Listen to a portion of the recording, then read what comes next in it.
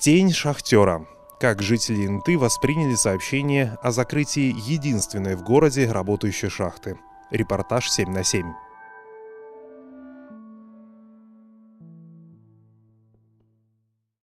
В начале июля 2018 года Совет директоров акционерного общества «Интауголь» после согласования с правительством Коми принял решение о закрытии предприятия и сокращении 1200 человек, то есть почти каждого 20-го жителя города. Горнякам предложили работу в Воркута-Угле и на других предприятиях Северстали. Некоторые уже согласились на это, но большинство уволенных останется в Инте. У них нет возможности переехать в другой город или регион. Кто-то из них освоит новую профессию и найдет новую работу, кто-то выйдет на пенсию, кто-то еще не определился, что будет делать дальше. Журналисты 7 на 7 отправились в Инту, чтобы поговорить с людьми о том, как они восприняли сообщение о ликвидации градообразующего предприятия. Многие из них – чиновники, работники муниципальных учреждений, предприниматели, рабочие – просили не называть их имен. Они боятся, что из-за огласки потеряют работу, должность или бизнес. За 2 дня жизни в Инте журналисты встретились как с оптимистами, которые уверены, что с городом ничего не случится, так и с пессимистами, считающими, что без шахты Инта зачахнет и превратится в небольшой поселок.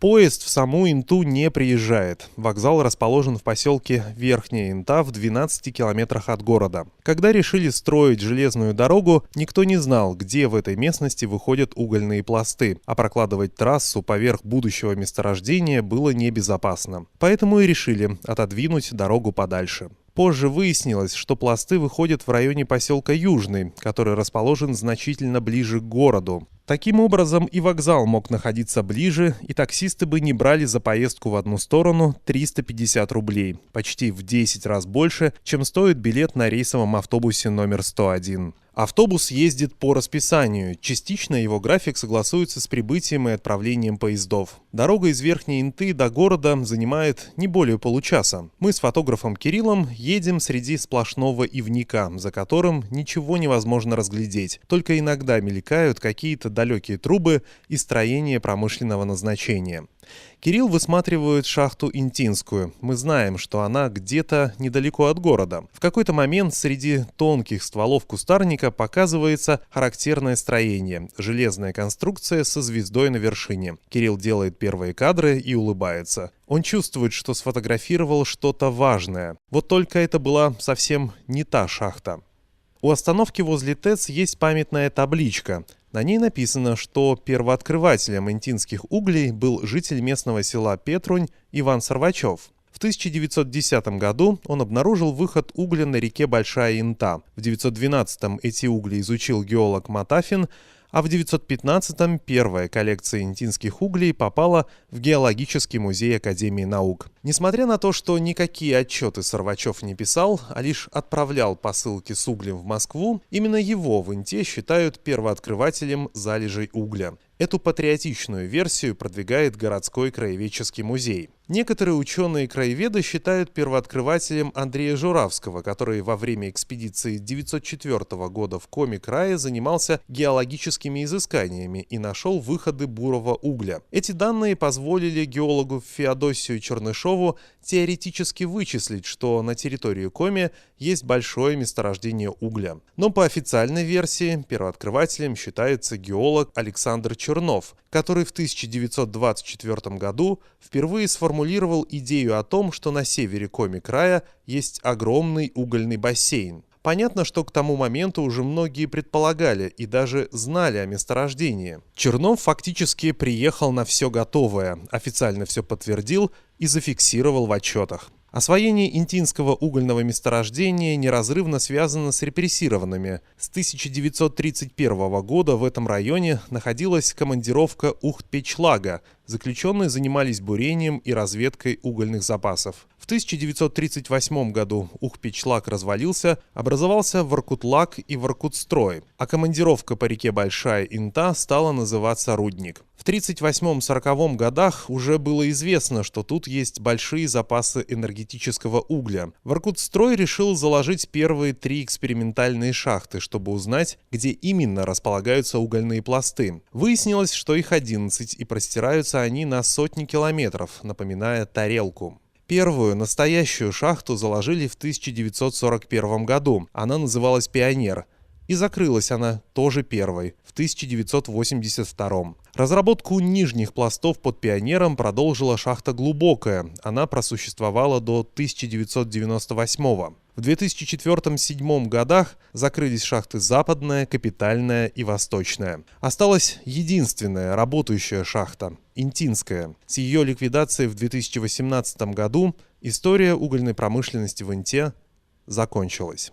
Возле Интинской в начале 2000-х установили 2 гномов, которые должны были символизировать труд подземных рабочих. Через год еще одна метровая скульптура появилась возле администрации города. Позже фэнтезийные персонажи расположились рядом с пешеходной улицей. Шахта – важный символ Инты. Изображение башни со звездой на шпиле встречается повсеместно. В облицовке зданий, в небольших архитектурных формах, в полиграфии. Даже на официальном символе города изображена шахта, что является нарушением геральдических норм. Поэтому у города нет утвержденного герба, только эмблема. Раньше, рассказывает местный краевед, звезды на шахтах загорались, когда горняки досрочно выполняли годовой план по добыче. Как только государственный план выполняли все шахты, загоралась звезда на водонапорной башне, главном архитектурном символе города. По словам краеведа, это происходило в декабре, и люди всегда этому очень радовались. Расцвет Инты приходится на 70-е. Тогда здесь было примерно 70 тысяч жителей. В течение 1,5 десятков лет до этого город интенсивно застраивался. Появились новые жилые кварталы, широкие улицы, школы, спортивные сооружения и производство. После перестройки начался массовый отток населения из-за закрытия предприятий, и людей на сегодня осталось примерно 26 тысяч. После 2010 года в Инте появились не только гномы. Вся страна тогда занималась брендированием, поэтому по поручению бывшего мэра города Павла Смирнова в городе стали думать над собственным брендом. К тому моменту Воркута уже была столицей мира, Усинск – нефтяной столицей Коми, Ухта – жемчужиной Севера, Печора стала душой республики, а вот Инта была никакой. Мэрия организовала конкурс и собрала около 80 интересных и даже смешных фраз, например, «Инта – девочка с большим сердцем». Но победил слоган «Инта – золотое сердце Коми». Этот вариант предложил коллектив газеты «Красное знамя Севера» из Сыктывкара. По словам организаторов, выбор этой фразы был оправдан. На территории муниципалитета собирались добывать золото. К тому же всем интинцам присуща такая ментальная черта, как сердечность. Бренд утвердили, и мэрия стала активно его продвигать. Появились сердечная надпись на арке, сердечные статьи в местной и республиканской прессе, арт-объект в виде сердца. По словам краеведа, горожане шутили и высмеивали эту фразу. И действительно, в ней было слишком мало правды и слишком много политического пиара. Но официально от него никто не отказался.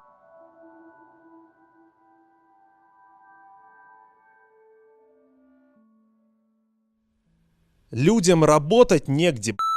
Вот честное слово, у меня ребята все спились. Я сам шахтер бывший. На Западной, на Интинской, на Восточной, на всех шахтах проработал. Я шахтер 4-го разряда, электрослесарь подземный. Я в 45 лет на пенсию вышел. 5 лет уже отдыхаю. Я в 68-м, в год обезьяны родился, отрывисто говорит Михаил. Он сидит на крыльце возле прачечной, которая расположена в подвале жилого дома. Мужчина выглядит неопрятно и, видимо, планово мучается похмельем. Рядом с ним в фартуке стоит владелица прачечной Ольга. Михаил спрашивает, откуда мы приехали? Из Сыктывкара. Как тетя Ирина наша поживает? А как дядя Миша? Держит консерваторию? Герцман? Переспрашивает его фотограф Кирилл. Герцман. У меня сестра держит Ижемский дом у вас в Уссысольске. Она сама с Ижмы. У меня знаешь что? Дядя Вася Рочев – это мой родственник. Валера Леонтьев Тоже мой родственник. Ухта, 2 трубы и посередине Ленин. В Сосногорске есть учебка железнодорожная, а вокзал там отремонтировали? Нет еще. В Книжпогосте сделали. Я холостой. Менты меня вчера Они покрасили свой дом в розовую пантеру. Видели ментов? Розовое здание у них. А у меня, ребята, афганцы.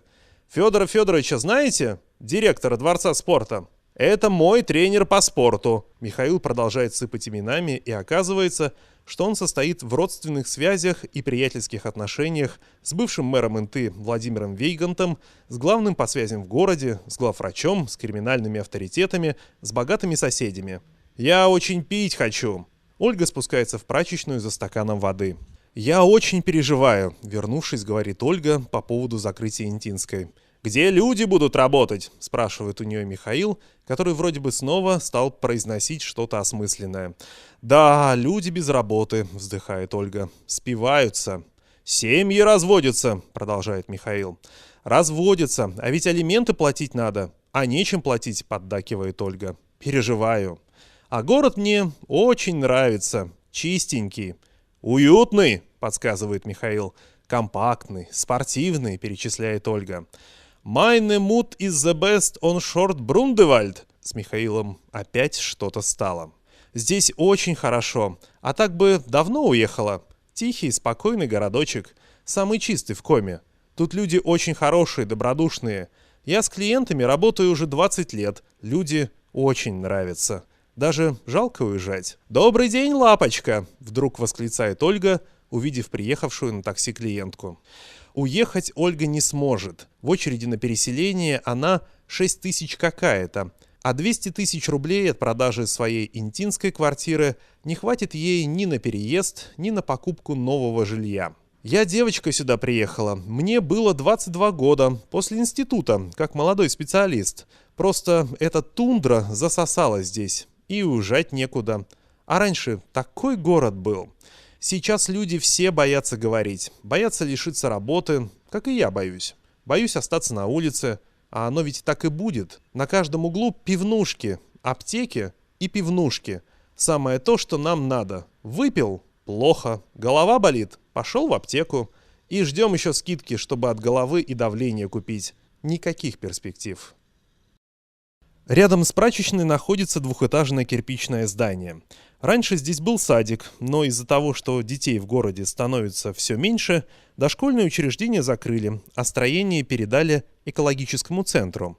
В здании идет реконструкция, готовится к переезду. Когда мы разговариваем с Ольгой и Михаилом, к воротам бывшего садика подъезжает джип. Из него выходит директор станции юнатов Василий Петров. Его помощник открывает ворота, и мы вместе заходим на территорию будущего детского экоцентра.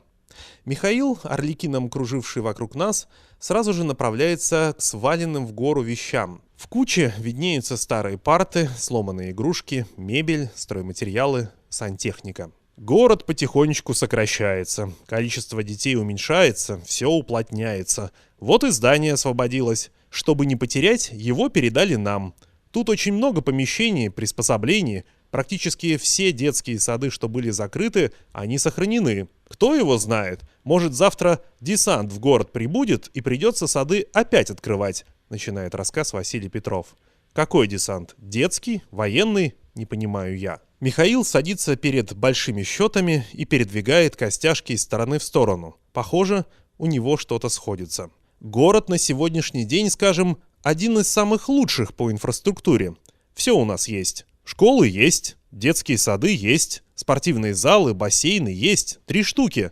Один специально для дошкольников, второй коммерческий, другой бесплатный. Тут база есть. Насколько я понимаю, скоро газовики придут, объясняет руководитель экологического центра. В этот момент к нам подходит Михаил. В руках он держит зеркало. «Вы знаете нашу самую главную?» – встревает он в разговор. Возможно, он снова собрался перечислять неких знакомых ему людей, но на этот раз, видимо, начал с мэра Ларисы Титовец.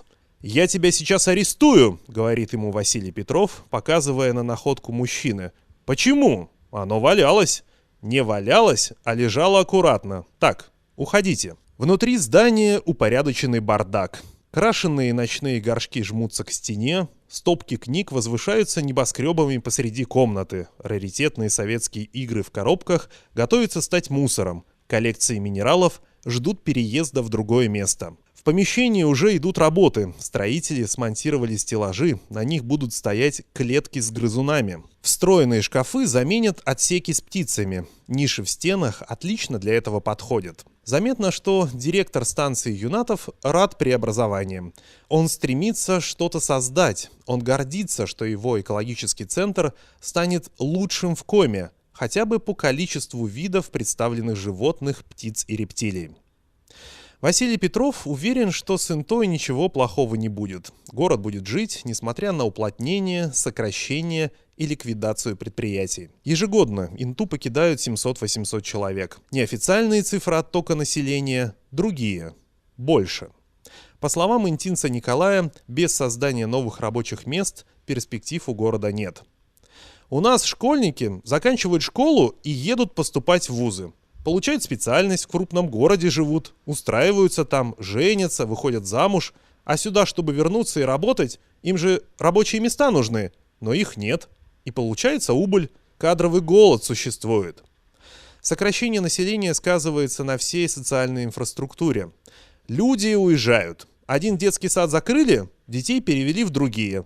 А потом подсчитали, что даже после перераспределения осталось 440 свободных мест. По той же самой причине закрыли школу номер 3. Она рассчитана на 400 человек, а училось в ней всего 67, рассказывает сотрудница администрации Инты. По ее словам, мэрия целенаправленно занимается сокращением расходов и оптимизацией муниципального фонда, иначе город просто не сможет содержать пустующие объекты и полные штаты сотрудников. Но действия руководителя администрации Инты Ларисы Титовец одобряет не все, хотя логика в действиях мэрии есть. Ликвидатор. Так называет мэра работник одного из бюджетных учреждений.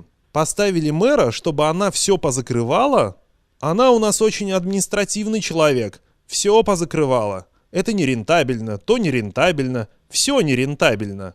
А что тогда рентабельно? Нам, налогоплательщикам, содержать административный аппарат тоже нерентабельно.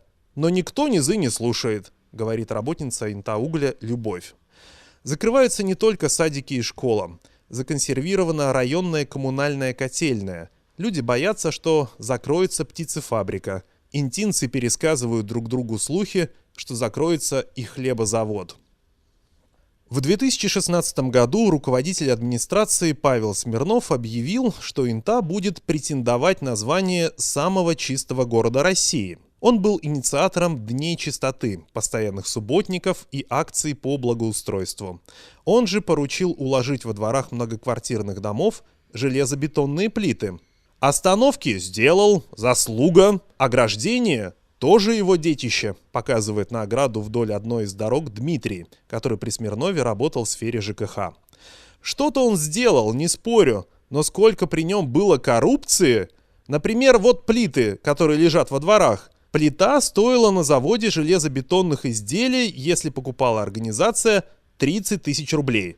На самом же деле цена плиты была 8 тысяч рублей. Вот с этих 30 тысяч 5 тысяч рублей шло в карман. Плиты укладывают во дворах и сейчас. В этом масштабном городском проекте эстетику победила практичность.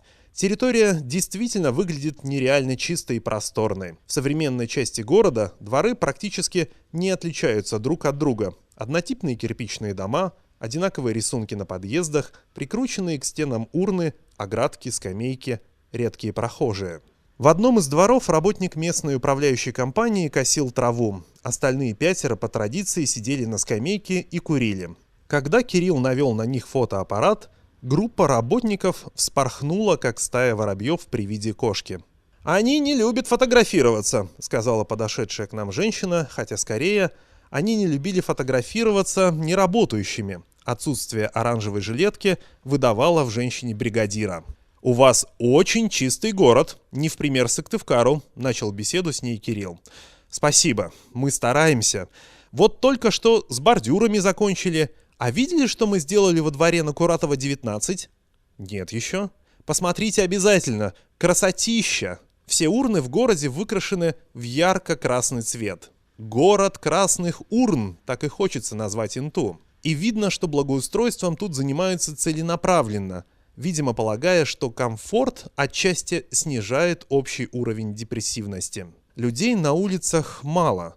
В будний солнечный день главную площадь пересекают единицы. С приступки памятника Ленину возле городской администрации прыгают, переворачиваясь в воздухе, подростки-паркурщики. На скамейке сидит несколько женщин с колясками. У палатки, где торгуют попкорном, никого нет. Стол для игры в пинг-понг и хоккейный короб выглядят чуждыми элементами. На карусели катается одна девочка, а на надувном батуте прыгают двое детей. Вечером гуляющих больше, но все равно не покидает ощущение, что кого-то не хватает, и этих кого-то очень много. Однажды осенью шли мы с мужем по главной улице. Было уже около 8 вечера, а в домах половина окон была без света, то есть там никого нет. А должны были ужинать семьи, заниматься своими делами после работы. И, понимаешь, людей ведь нет совсем. «Это очень страшно», — рассказывает Надежда, в квартире которой мы остановились во время командировки. Мы с Кириллом стоим на остановке в старой части города и разговариваем с местным жителем. Вокруг нас летают слепни, оводы и комары. Живности много. Проводишь ладонью по руке, словно отвалом трактора, сгружая верхний слой насекомых, а их место уже успели занять другие. Так и происходит общение. Каждый, не переставая, бьет себя по лицу, плечам, шее и ногам. Кровососущих меньше не становится. Кое-кто из местных жителей говорит, что комаров стало больше из-за ивника, врагом, окружившего город и постепенно захватывающего все новые улицы и пустыри. Другие связывают это с глобальным потеплением. Действительно, климат меняется, и в окрестностях Инты ученые стали наблюдать животных и птиц, которых здесь никогда не было. Даже борщевик уже обосновался в Инте, но здесь он еще не вырастает до 2 метров, выглядит рахитичным ребенком по сравнению с сыктывкарскими монстрами. Василий Петров из станции Юнатов рассказывает, что ценные полезные ископаемые в больших объемах образуются там, где есть подземное напряжение и складчатости.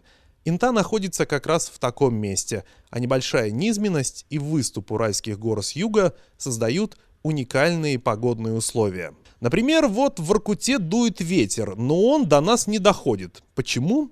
Потому что он поднимается. Если бы летали на самолетах, обратили бы внимание на необычное явление. Вся республика закрыта облаками, а к Инте приближаешься — Инта открыта. Или наоборот, вся республика открыта, а в Инте небо полностью забито облаками, рассказывает он. Проверить это нам не удалось. В этот день жарко и солнечно было по всей республике, а об уникальности места говорили только комары, которых не смущала жара. В одном из дворов Кирилл фотографирует полуразобранную легковушку. В этот момент мы слышим, как кто-то стучит по стеклу. В окне первого этажа виднеется мужчина в майке и с кухонным ножом в руке. Он ругается, явно недоволен действиями фотографа. «Я сейчас выйду!» — кричит незнакомец через открытую форточку. «Выходите», — невозмутимо отвечает Кирилл. «Давай лучше уйдем?» «Зачем связываться?» — спрашиваю я фотографа. Еще же неизвестно, чем закончится разговор с агрессивно настроенным мужчиной, который в качестве аргумента машет ножом. Как только он появляется из подъезда, Кирилл сразу протягивает ему руку для приветствия и представляется. Конфликта больше нет. Сергей работает птичником, но работа ему не нравится. «У нас средняя зарплата 15 тысяч рублей. Раньше северные накидывались на премию, а теперь только на оклад. Они могут и так платить, и так платить. И как-то выскакивают средние по городу 22 тысячи, а так полная жопа. Ни черта у нас здесь нету. Коммуналка больше, чем в Москве и Питере. У меня на 97 квадратных метров уходит 7,5 тысячи. Очень плохо тут. Заработков нету, долгов много. Так и можете в статье написать. Нет денег на ремонт», — рассказывает он, показывая на полу разложившийся труп «Жигулей». К беседе присоединяется еще один Сергей. Он держит в руках связку ключей от своего автомобиля, собирается ехать в спортзал. «Вот нам, пенсионерам, допустим, проблем нет никаких. Я получаю 19 тысяч, за квартиру отдаю 4-5. Что мне одному? А вот Серега пенсию не получает. Работы нет, Ничего нет, за птичник копейки получает. А мне пофигу, работа есть, нету, мне все равно будут платить пенсию. Я не работаю уже 15 лет. Шахтером был. Пускай шахта закрывается, пусть делают из города поселок, с улыбкой произносит он. Подходит и еще один сосед. Денис работает на водоканале. Он тоже уверен, что Инта со временем потеряет статус города и станет поселком городского типа. Ситуация, мягко сказать, жопа. Большие платежи как раз от шахты поступали, потому что шахта была основным потребителем водоканала. Здесь уже перспектив никаких нет. Несмотря на то, что администрация говорит, что всякие месторождения имеются, газ, нефть, алмазы, марганец там, я сомневаюсь, что что-то будет. На уровне слуха все. Птичник Сергей просит у Дениса сигарету, а тот отвечает: а нету.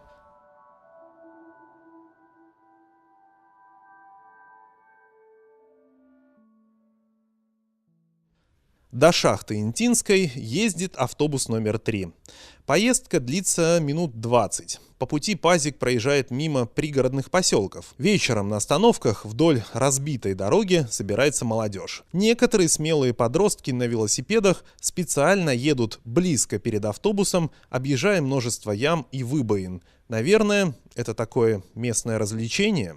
Кирилл сказал, что в лучах вечернего солнца шахта должна выглядеть очень красиво. Автобус останавливается возле большого административного здания. Единственные, кто нас встречают — собаки и портрет Путина на торце невысокого строения. Ни собаки, ни Путин не проявляют к нам никакого интереса. Пока Кирилл фотографирует, я разговариваю с машинистом подземной установки Любовью. Она не знает, добывают ли уголь сейчас, хотя ежедневно спускает и поднимает на поверхность людей и оборудование. В общем-то, все. Городу, наверное, хана. Конечно, все хотели, чтобы было все нормально. Пока был Смирнов, он тянул шахту, а сейчас все закрывают. Садики закрывают, школы закрывают, предприятия закрывают. А где работать людям вообще? Если закроют, куда люди будут на работу уходить? Вот предлагают в Воркуту. Но ведь не все же смогут поехать в Воркуту. Это для молодежи. А пенсионеру куда? Не знаю даже, что делать. Любови в этом году исполнится 63 года. Она давно на пенсии, но продолжает работать. Ее стаж на Интинской 37 лет. Еще 3 года на Западной. В очереди на переселение она в 12-й тысяче и не верит, что когда-нибудь сможет получить сертификат. Разве можно так просто выкинуть с предприятия людей? Вот у меня ничего нигде нету. Только квартира однокомнатная. Куда деваться? Можно было бы по переселению уехать, говорит Любовь. Но обидно за предприятие. Сколько лет на нем работаю. И все смываются. Добычин, руководил Интауглем почти 10 лет, говорил: подниму лаву, дайте мне. Грудь рвал. Запустил и тут же уехал. И лава все. Сейчас закончится. Открыли новую, она нормальная, но параллельно надо и другую лаву разрабатывать, а возможностей нет.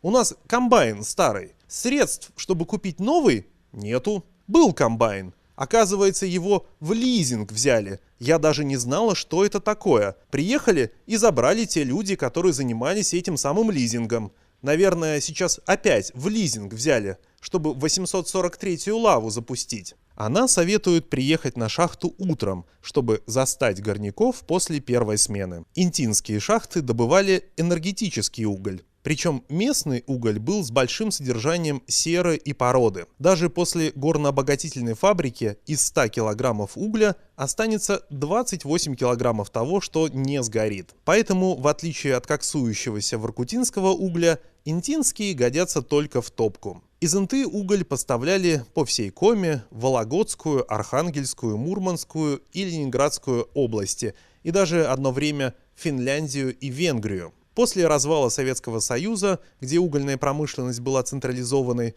стали работать законы рынка. Покупатели стремились покупать уголь подешевле, а новые владельцы шахт экономить на добыче и минимизировать затраты. Глава Кузбасса Амантулеев еще при Ельцине смог добиться, чтобы транспортировка его угля по железной дороге была льготной. Республика Коми таких преференций от РЖД не получила. И если воркутинские шахты смогли выдержать конкуренцию за счет качественной продукции, то для Инты это стало большой проблемой. Интинская — это шахта лава. То есть предприятие разрабатывает одну лаву, что создает производственные риски. Если есть всего один комплект оборудования, то невозможно одновременно добывать уголь в одной лаве и разрабатывать следующую. Отсюда и возникают неизбежные простои. В холдингах или объединениях шахт лав работа построена по-другому. Пока одни горнорабочие рубят пласт, другие готовят следующую лаву. Именно под местный уголь были заточены Интинская ТЭЦ и муниципальные котельные. Котлы, толщина трубок, их размеры, количество трубок в котлах – все было рассчитано под температуру горения интинского угля. Интинский уголь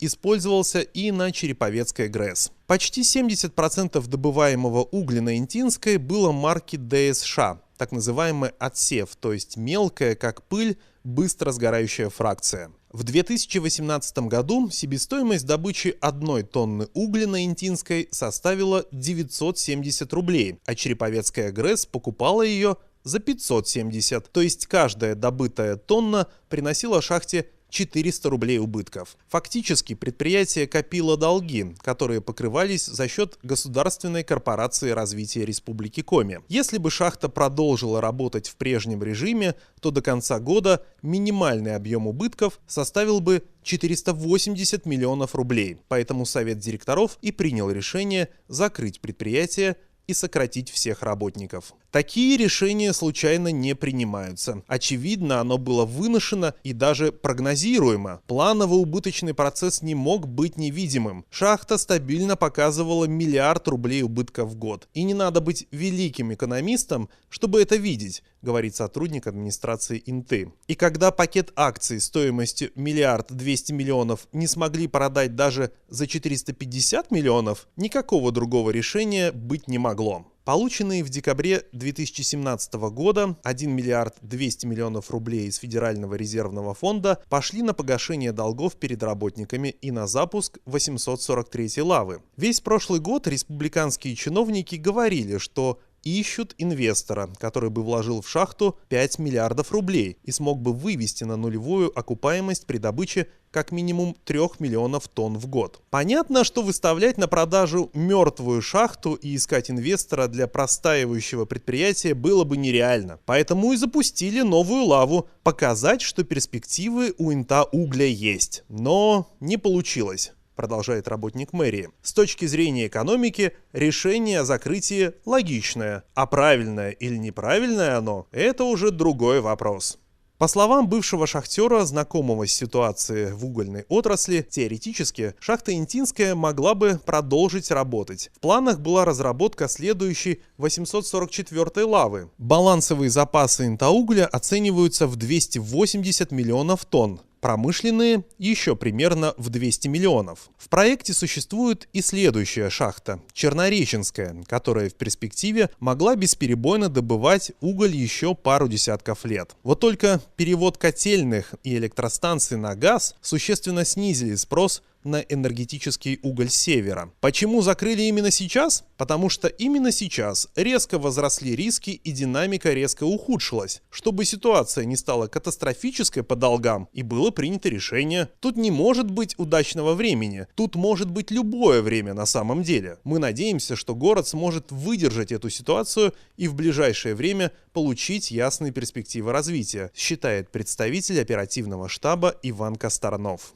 В 2017-м шахта простаивала почти полгода, и город сразу это ощутил. Как только шахту заштормило и начались перебои с выплатами, в первую очередь это почувствовал городской бюджет, потому что перестал получать налог на доходы физических лиц в прежних объемах. Сократились взносы в фонды. Наложите на это низкую собираемость платежей за жилищно-коммунальные услуги и прекратившиеся выплаты алиментов. Город тогда сильно просел, говорит сотрудник мэрии. Даже когда в декабре прошлого года людям выплатили зарплату и стали платить стабильно, выручка ни у кого из коммерсантов особо не выросла. Коммунальщики вам скажут, что платежи за коммуналку не выросли. Я знаю одну семью, которая вместо того, чтобы погасить задолженность, купила автомобиль. Люди ждут неизбежного и не хотят платить по счетам. Приостановка интаугля сказалась и на других предприятиях. Теплоснабжающие организации поняли, что теперь уголь придется завозить. Если Интинский стоил 1500 за тонну,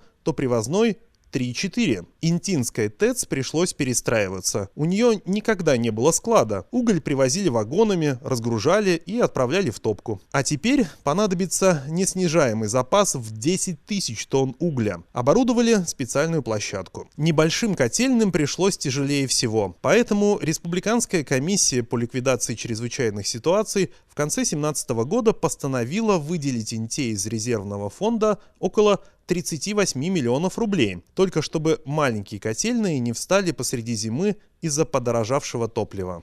Специалисты в мэрии прогнозируют, что такая ситуация может повториться и в будущем году, потому что все тарифы уже утверждены и менять их никто не будет. По сути, республика будет компенсировать расходы теплоснабжающих организаций Инты. Постоянными неплатежами Интауголь наносил ущерб не только тепловым компаниям. Для разделения угля на фракции предприятию нужно много воды, поэтому Интауголь был основным потребителем водоканала, и ликвидация шахты неминуемо приведет к сокращению работников и на этом коммунальном предприятии. Несмотря на то, что капитальную давно закрыли, эксплуатационный копер остался, и сейчас это сооружение самое высокое в городе, более 90 метров. Именно в капитальной откачивают воду из-под земли, чтобы она не затопила другие шахты. Ликвидация Интаугля приведет к тому, что откачивать воду перестанет иметь смысл. Вода естественным образом затопит западную, глубокую, саму капитальную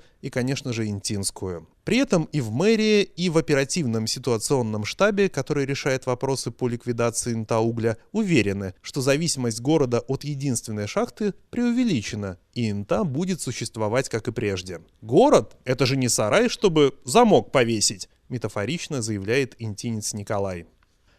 Кафе, в котором мы сидим с работницей муниципального учреждения, открылось полгода назад. Через дорогу от него недавно начало работать бистро. Женщина удивляется, что в городе, где все закрывается, появляются новые забегаловки. Кирилл говорит, что это некий закон экономики. Чем сложнее и критичнее ситуация в стране или городе, тем больше появляется пабов, где продается алкоголь, и заведений, где готовят еду. Я возражаю, там, где у людей проблемы с деньгами, бизнес-идея по открытию еще одного бара выглядит глупостью. Относительно платежеспособны в Инте только пенсионеры и бюджетники, да и то не все. Вы не думайте, что после поднятия МРОТ все стали много получать. Радовались только те бюджетники, у которых федеральное финансирование. МРОТ-то подняли, майские указы исполняют. Но на самом деле людей переводят на полставки, на 0,3 ставки, на 0,2 ставки. Это везде так. По образованию танком прошлись. Сокращения идут и идут.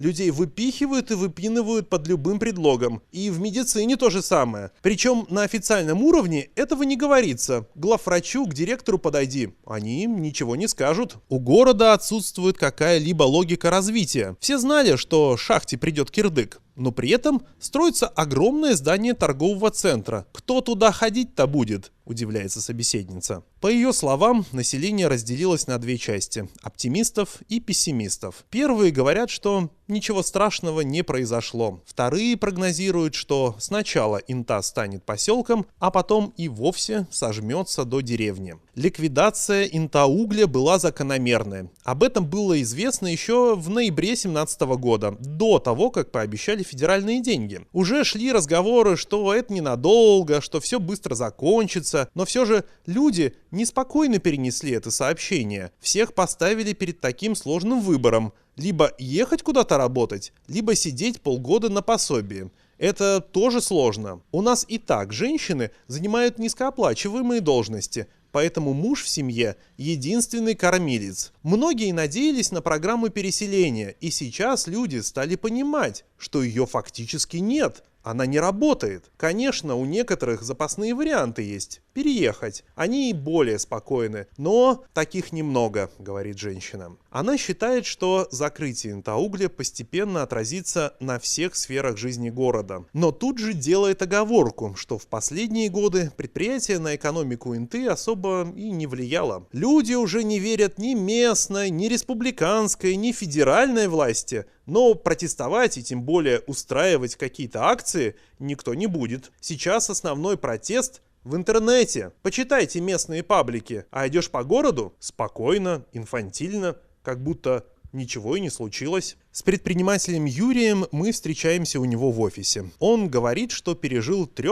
или 4 мэров, но недавно ему пришлось закрыть 2 точки. Осталась только одна. Я такой же, как и все жители. Да, переживаю. Да, не нравится. Да, не знаю, чем дело закончится. Да, это плохо. Но я не влияю на ситуацию. Какую-то информацию из интернета получаю, какую-то из телевизора. Я переживаю, потому что ко мне, как к предпринимателю, меньше народу будет приходить. Все ужимается и ужимается. Плюс недопонимание администрации. Как будто не на развитие работают, а как будто как-то вот так.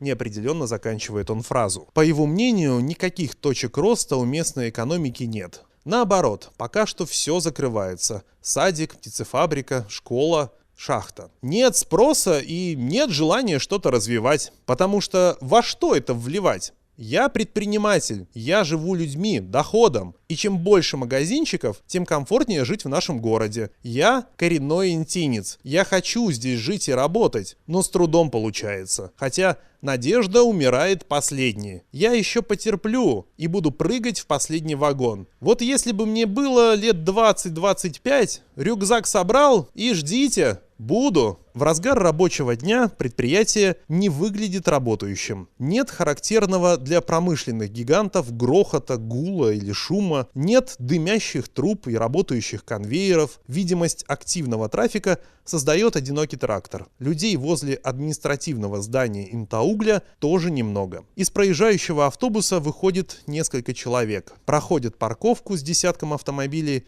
и скрываются за массивными дверями. Из двери сбоку выходит мужчина с бумажками и заходит в расположенный рядом ангар. Оттуда появляется другой мужчина. В руках у него тоже какие-то листы. На шахтеров они совсем не похожи. Где все эти 1000 работников, ждущих увольнения, неизвестно. Территория предприятия ничем не огорожена. Можно спокойно прогуляться по направлению к обогатительной фабрике, зайти за главный корпус, где собираются горняки, чтобы спуститься под землю, заглянуть в распахнутые двери ангаров и других производственных объектов. Запрещающих табличек нигде нет. Посторонний вход воспрещен только в некоторые сооружения. Везде ржавчина, облупленная краска, ветхость и грязь под палящим солнцем, временно мимикрирующая под пыль. Все это создает картину тотального упадка. На входе в главное здание нет ни вахтеров, ни турникетов. О пропускной системе тут, похоже, видимо, и не знают. Если у вас есть с собой фонарик и каска, то можно и в шахту спуститься. Вас никто не остановит и ничего не спросит, описал систему безопасности на предприятии знакомый с ситуацией работник.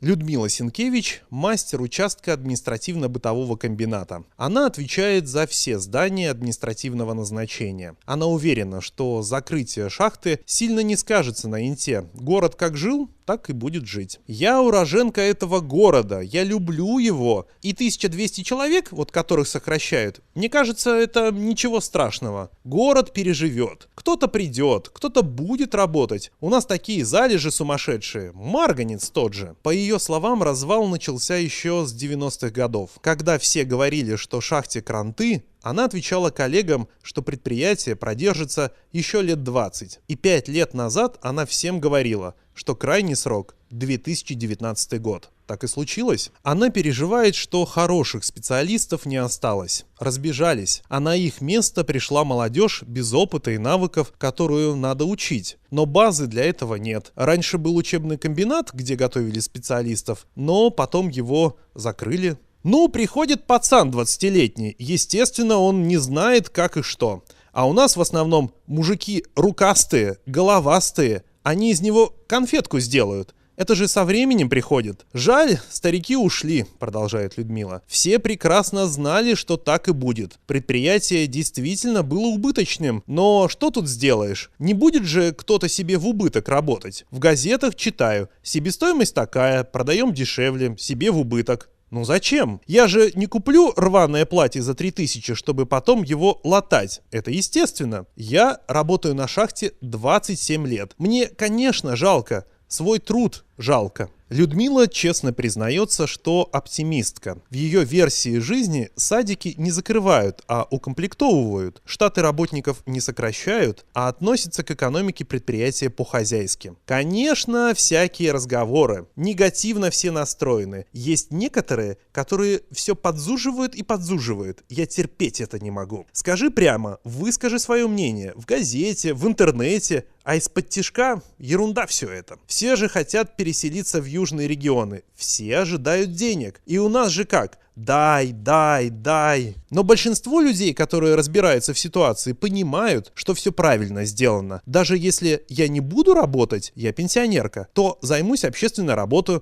буду туда бегать, займусь спортом, буду везде участвовать. Я считаю, что можно жить. Людмила говорит, что при Титовец республиканских и федеральных денег городу стали выделять значительно больше, нежели чем при Смирнове. Я не хочу ничего плохого сказать ни о Смирнове, ни о Титовец. Тот хозяин был. Да, может, он многое не понимал, может, где-то неграмотен был, а Лариса Владимировна гораздо грамотнее его. Он рубил с плеча, рубаха парень был. При нем все делалось, но и при Титовец все делается. Внутри главного здания чисто и прибрано. Везде встречаются женщины, которые моют полы, подоконники и стены. Судя по всему, этот процесс перманентный и никогда не заканчивается. На втором этаже попадаешь в своеобразный атриум. Этот зал с множеством открытых дверей, из которых входят и выходят люди. Памятник советской конторе. Как будто бы переносишься в середину 70-х годов. Кирилл поражен этому диссонансу. Он представляет, как горняки поднимаются из тесноты шахты и вдруг оказываются внутри просторного помещения с недосягаемым потолком и светом, проникающим через верхние окна. Нас сопровождает женщина средних лет, которая не стала называть своего имени. Она, как и многие, сожалеет о закрытии предприятия, в зале которого когда-то вступала в пионеры. Она показывает, где шахтеры переодеваются, где моются после смены, где сидят и курят. В помещении, где висит рабочая одежда,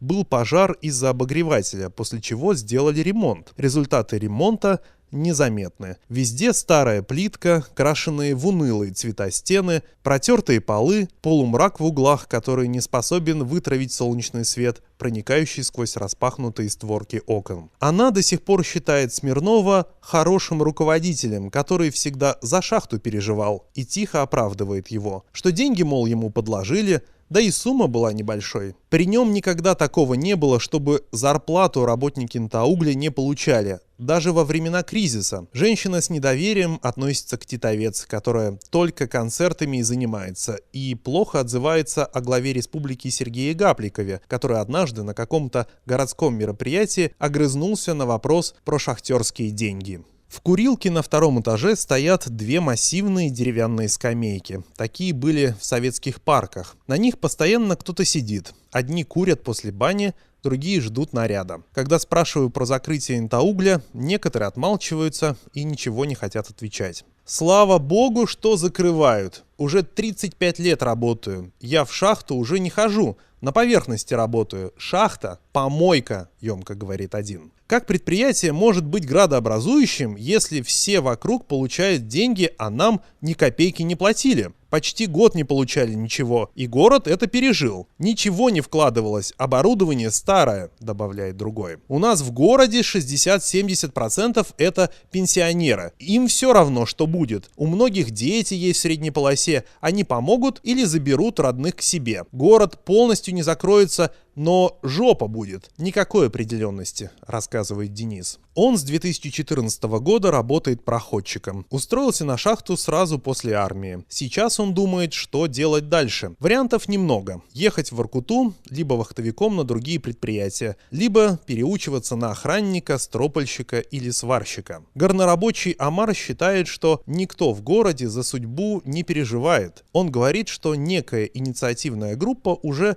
готовит обращение к президенту Путину. В прошлом году, по его словам, это помогло. Предприятию выделили 1 миллиард 200 миллионов рублей. Возможно, и в этот раз что-то получится. Шахта может еще работать и работать, а предлагают в Воркуту. Кто нас там ждет-то? А они подумали о людях, которые тут живут? про семьи. Так семьи и разваливаются. Родные здесь, а мужики там работают. Месяцами. Как он будет ездить? На выходных, что ли? Это же авантюра, чтобы туда ехать. Там такие медицинские комиссии, как на прием в космонавты. Может, в первый год и пройдешь, а потом не возьмут, рассказывает он. Омар уже на пенсии, но не уверен, что сможет прожить на нее. Он пока не принял решение, что делать дальше. Горнорабочий Виталий добавляет, что ликвидация шахты приведет к закрытию других предприятий и сокращению людей. И из-за этого многие из Инты уедут. Все записываются в Воркуту, куда-то еще. Хорошо, что эту работу предложили, но здесь устроиться куда-то будет нереально. Мои личные ощущения, да и по разговору с другими, все ожидают, что этому городу будет кирдык, заключает он. Им осталось работать всего пару дней. В середине июля шахта прекратила добывать уголь. По данным оперативного штаба, более 1100 работников Интаугля уже получили уведомление о сокращении. Процесс высвобождения персонала продлится до 9 октября, после чего начнутся работы по консервации шахты. Ликвидационными мероприятиями будет заниматься небольшая группа прежних специалистов. Работникам предприятия предложили 1500 вакансий. Горнякам предложили переехать в Воркуту или в другие города, где есть подразделение Северстали, в Якутию, где можно устроиться на угледобывающую компанию «Колмар», в Белгородскую область. С дальнейшей карьерой определились пока более 150 человек, заполнив анкеты и написав заявление. Из них 89 собираются работать в Воркутаугле и Северной алмазной компании, 8 на Яковлевском горно-обогатительном комбинате в Белгородской области, 7 в Интинском отделе МВД, 3 в добывающей компании «Боксит Тимана», 1 в СОЭК-Кузбассе. Еще 51 человек планируют найти работу в Инте, других городах Коми или уехать в среднюю полосу России. Это каждый раз личная стратегия, личная траектория. Люди разные мнения выражают. Воркутаугль только один из сценариев. Кто-то хочет в другое место переместиться, в другой субъект России, но по тому же профилю. Кто-то просто хочет переехать, ищет другую работу. Кто-то хочет остаться в Инте,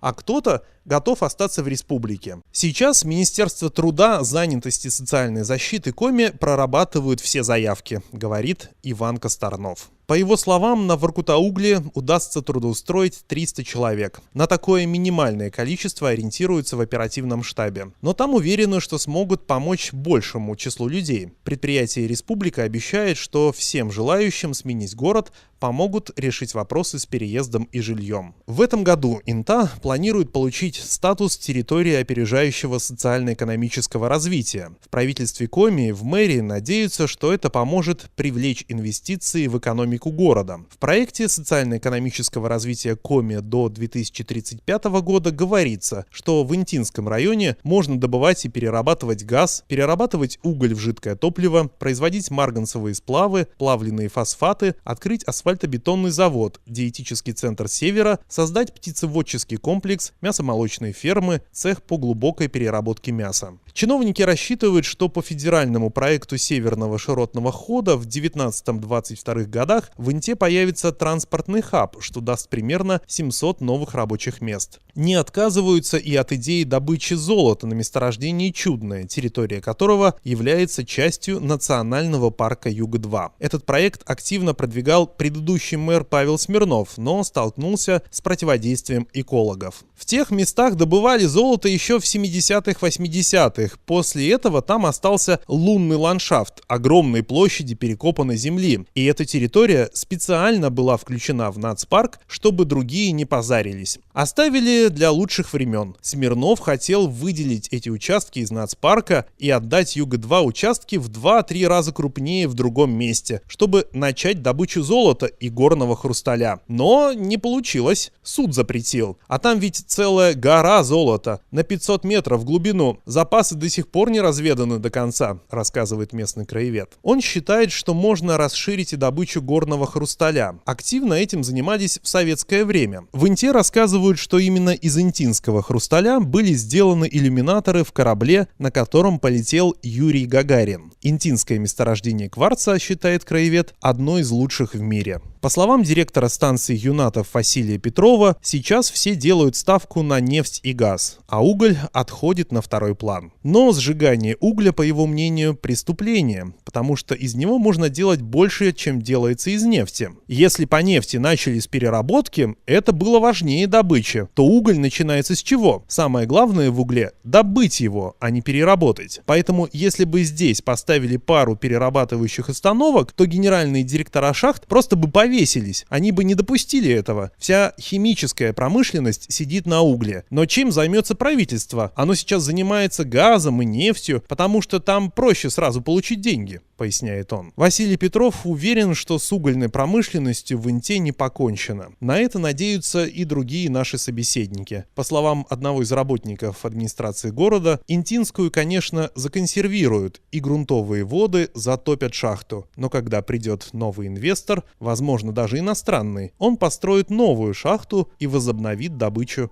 интинских углей.